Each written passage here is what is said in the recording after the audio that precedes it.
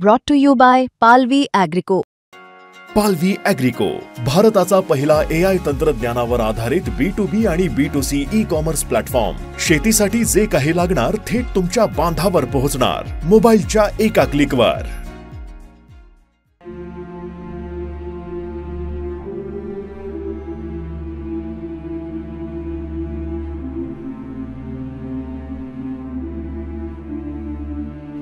बीड जिल्ह्यामध्ये अतिवृष्टी झाली आणि याच अतिवृष्टीचा फटका जे आहे ते शेती पिकांना बसलाय. मात्र याच्यामध्ये जीवितहानी झाली.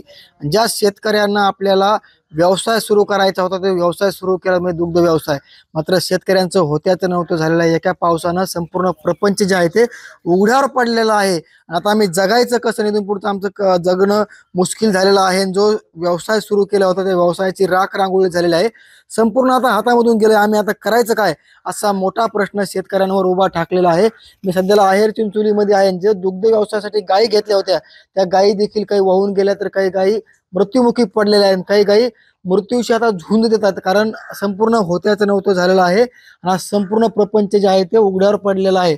मग आम्ही आता जगायचं कसं, कोणाकडे बघून जगायचं असा मोठा सवाल जे आहे ते शेतकऱ्यांपुढे उभा ठाकलेला आहे. मंत्री संत्री येतात, पाहणी करतात, दौरा करतात, फोटो सेशन होते, मात्र अद्यापर्यंत एक रुपया या शेतकऱ्यांना मिळालेला नाही. आणि संपूर्ण विदारक चित्र जे आहे ते बीडच्या आहे चिंचोलीमधलं आहे. आणि संपूर्ण जे पहिला तळमजला होता, तळमजल्यापर्यंत पाणी होतं.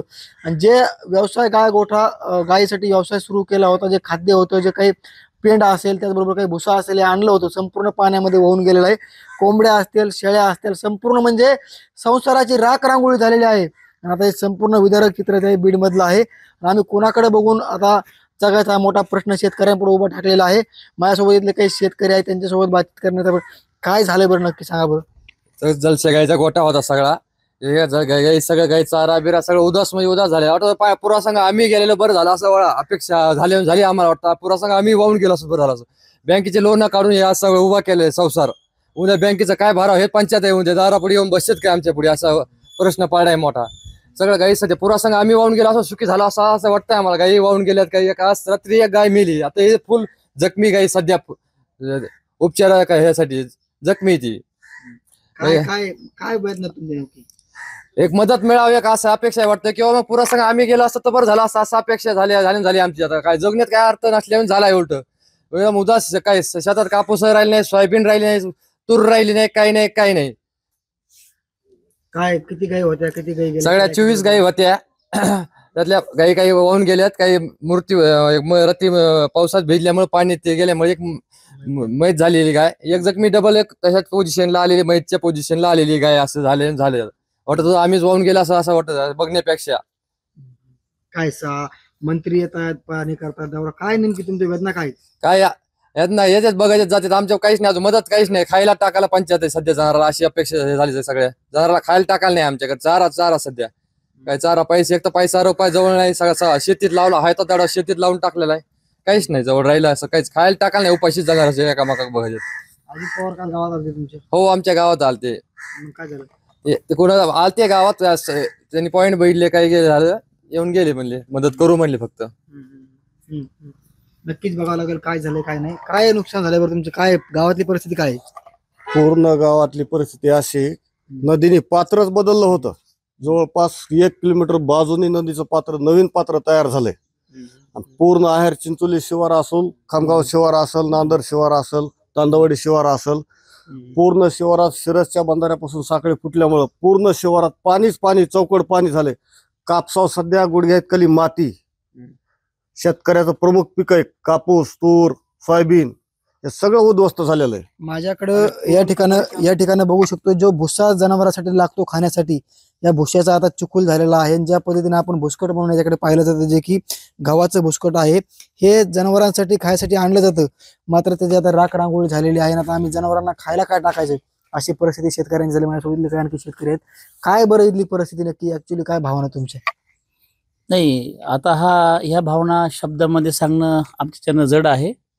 कारण की शेतकरी हा जगाचा पोशिंदा आहे आणि त्याला जगाला अन्नधान्य पुरवतो, त्याचं नाव शेतकरी आहे.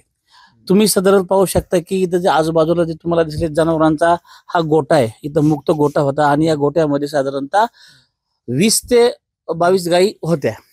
आणि या गायींचा जो चारा आहे आणि पाऊस आल्यानंतर जी सिंदफणा नदी होती त्या नदीचं एक पात्र तयार झालं आणि हे जे घर हिचं गोटा दिसतो या पात्राच्या प्रवाहामध्ये हा गोटा आला आणि साधारण तुम्हाला सांगतो या ठिकाणी तुम्ही पाहू शकता इथं कुट्टी आहे, कडबा कुट्टी आहे, 25 गायी होत्या साधारणतः. ह्या गायीचा एकदम कुठे गेला ह्याचा तर पत्ताच नाहीये, परंतु जो चारा असतो खायचा तुम्ही हा चारा पाहू शकता. अतिशय याची माती झाली आणि मातीचं भुसकट त्या ठिकाणी झालेलं आहे हे तुम्ही पाहू शकता. आणि माझी काल या ठिकाणी एक शासनाला विनंती आहे. या ठिकाणी आपल्या राज्याचे उपमुख्यमंत्री, अर्थमंत्री आणि या बीड जिल्ह्याचे पालकमंत्री अजितदादा पवार साहेब या ठिकाणी आलते. आमचे कर्तव्यदक्ष आमदार विजयसिंह पंडित हे सुद्धा आलते. भैयासाहेब मोठे मालक अमरसिंह पंडित हे सुद्धा आलते. काल आमच्या व्यथा आम्ही त्यांना लेखी स्वरूपामध्ये काल दिल्या. त्यांनी सुद्धा आम्हाला मंत्री येतात, आमदार येतात, मदत मिळाली का तुम्हाला? नाही, अद्याप तर मदत मिळाली नाही. येतात, त्यांनी पाहिलंय, त्यांना आम्ही निदर्शनास आणून दिलंय, सर्व गोष्टीची हकीकत आम्ही त्यांना दाखवली, ते त्यांना पटले. त्यांनी लेखी आश्वासन आम्ही त्यांना दिलेत आणि आश्वासन तुम्हाला देऊ. पाऊस पडून किती दिवस झाले? आज पाऊस पडून जवळपास सारखा पाऊस पडतोय. आज 7 ते 8-10 दिवस झालं सारखा पाऊस आहे. मदत मिळाली का? आणि ते बांधारे येऊन जातात, मदत मिळाली का?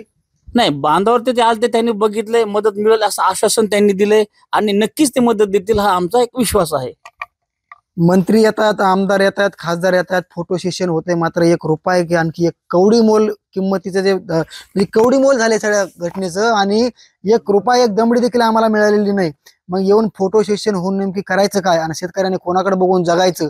जवळपास 25-30 गायी घेऊन आपण दुग्ध व्यवसाय सुरू करूया आणि आपल्या संसाराला चालना देऊया अशी शेतकऱ्याची भावना होती. मात्र एका पावसाने एका रात्रीमध्ये होत्याचं नव्हतं झालेलं आहे. आम्हाला मदत कधी मिळणार? आता असे अर्थाक आणि टाहोळीतले शेतकरी फोडतात. सरकारनेच ती बघायची भूमिका घेते का असा आरोप प्रत्यारोप विरोधक करतात.